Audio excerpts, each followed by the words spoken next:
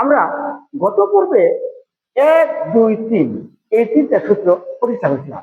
আজকে আমি এই গতির লাস্ট সূত্র v square equal to u square plus 2as এই সূত্রটা প্রতিষ্ঠা করার চেষ্টা করব।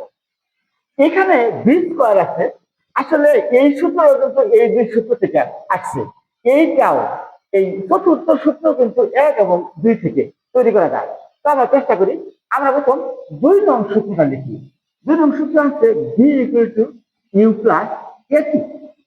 আমরা যদি উভয় পাশে বর্গ করি, বি স্কয়ার ইকুয়াল টু এ হবে u plus at whole square, a plus b whole square.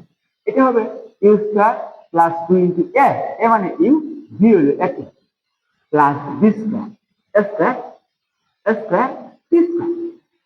এখানে যদি ইউ স্কয়ার রাখি আর এখানে 2 ইউ এটি প্লাস এখানে 2 ইন্টু যদি হাফ স্কয়ার স্কয়ার এর আগে দিই, তাহলে ইউ স্কয়ার প্লাস 2 এখানে যদি আমরা একটি দিই, একটি যদি দিই, একটি না 2a যদি এখানে তাহলে u t plus half a t square. U t plus half a t square কিন্তু s equal to u t plus half a t square. তাহলে আমরা এখানে কি বলি u square plus 2a s বা v square equal to u square plus 2a। তাহলে আমরা এই চারটা সূত্র কিন্তু প্রতিষ্ঠা করলাম। আমরা আজকে এটাও দেখলাম যে 1 এবং 2 থেকে কিন্তু এই দুই সূত্রটা মূলত তৈরি করা হয়েছে।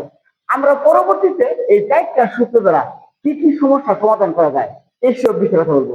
প্রিয় বন্ধুগণ, আসলে ফুটবল মাঠে কিন্তু মাঠের পাশে দাঁড়াইয়া খেলা দেখে কিন্তু কেউ কারো প্লেয়ার হয় না, নামতে হয়, স্টাডি করতে হয়।